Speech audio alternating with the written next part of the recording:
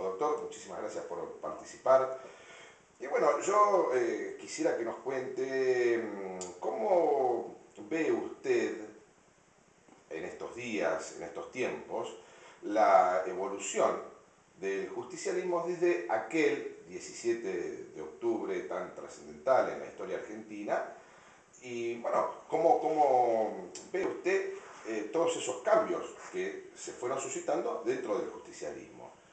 Bueno, yo, en la larga historia de 60 años más del justicialismo, me acostumbré a ver que el justicialismo atravesó sucesivas etapas.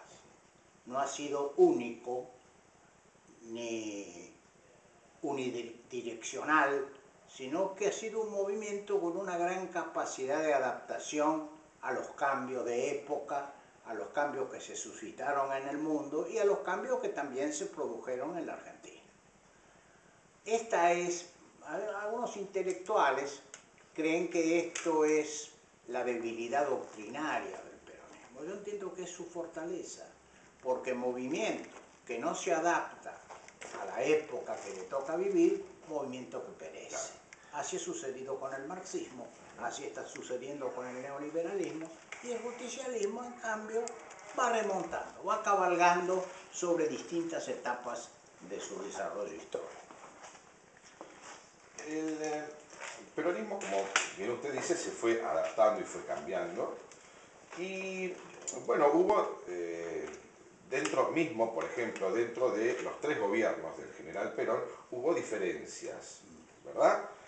La más notoria fue, lógicamente, la del 73. Bueno, luego vino el gobierno del doctor Menem, después la transición del doctor Duhalde.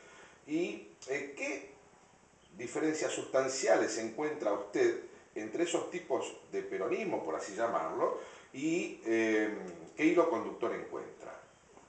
Bueno, si bien el peronismo ha demostrado una gran capacidad de adaptación a los cambios históricos, ha tratado de conservar diría yo, su mensaje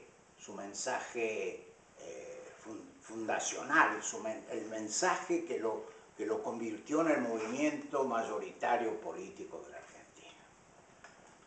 Eso ha sido así porque aún en las épocas en que uno podría decir que el peronismo se apartó de su esencia histórica,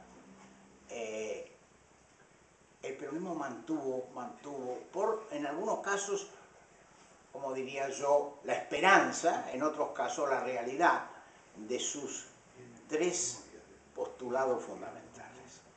El peronismo nació para la justicia social, a lo cual se agregó la independencia económica y la soberanía política. Esto era verdad en el 45 y sigue siendo verdad hoy.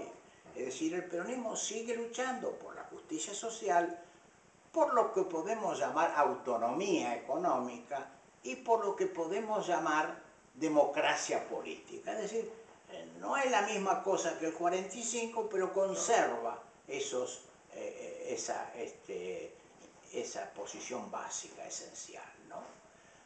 Bueno. Está bien, no, perfecto. Y hay un periodo del peronismo al que podríamos denominar conflictivo, que es el de la década del 70, por ejemplo, cuando dentro del peronismo encontramos primero la inserción de montoneros que eran cuadros peronistas, justicialistas, y luego la aparición de la AAA, que también eran justicialistas de extrema derecha, ¿verdad?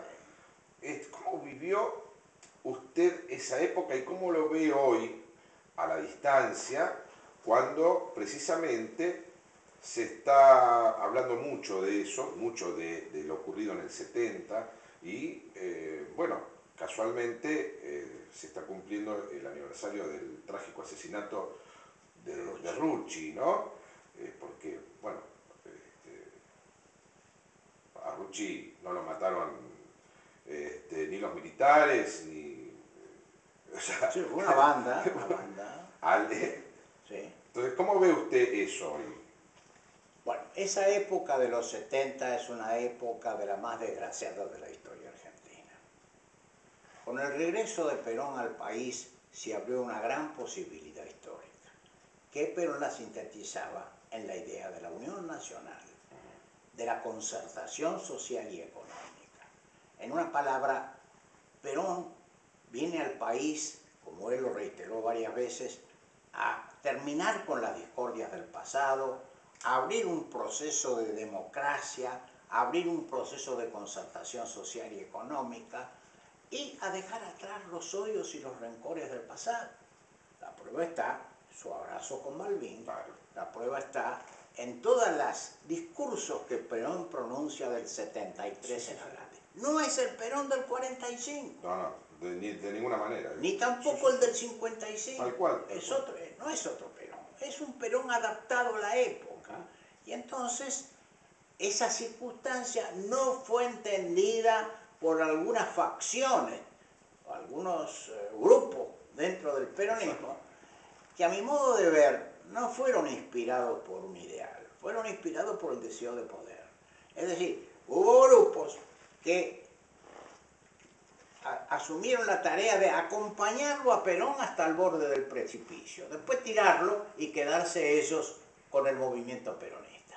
Esto es lo que sintetiza la tarea que cumplieron uno de los grupos que fueron los montoneros, ¿no? Y bueno, ya para cerrar y concluir, ya que usted habla de este grupo de los montoneros, hoy muchos integrantes de Montoneros están en el gobierno, forman parte del poder. ¿Y cuál es su visión del peronismo actual? Cuando digo el peronismo actual me refiero al peronismo que está gobernando, que es el Frente para la Victoria. O sea, ¿qué tiene que ver el Frente para la Victoria con el peronismo? ¿O qué no tiene que ver el Frente para la Victoria con el peronismo? Porque de hecho hay una gran parte del peronismo disidente. Entonces, ¿cuál es la situación actual? Bueno, hay que distinguir lo siguiente. El peronismo siempre fue frentista. En el 46 Perón gana la elección porque de hecho forma un frente donde entran laboristas, nacionalistas, radicales, conservadores. Bueno, y Perón los amalgama en una candidatura única. Y bueno, desde ahí en adelante el frentismo se dio siempre. Siempre el peronismo ha concurrido a las urnas, sobre todo en elecciones presidenciales, acompañado por otras fuerzas políticas, ¿no? Esa característica es buena porque eso hace que el peronismo digamos así, tenga un amplio espectro. Tenga un amplio espectro del país, porque esa es la idea del peronismo, ¿no? La idea del peronismo es la idea de conjugar fuerzas afines para formar una mayoría fuerte que asegure la gobernabilidad del país y que asegure que los objetivos del peronismo son compartidos por una gran mayoría popular. Donde el radicalismo, donde el peronismo junto con otras fuerzas se coaligó. Ahora, el Frente para la Victoria tiene algunas características especiales. Frente para la Victoria, en todos esos frentes, el peronismo era central. Y lo otro, no digo marginal, pero era acompañado. Periférico, digamos. Periférico. En cambio ahora, hay una cuestión que a los peronistas, muchos peronistas, no les cae bien.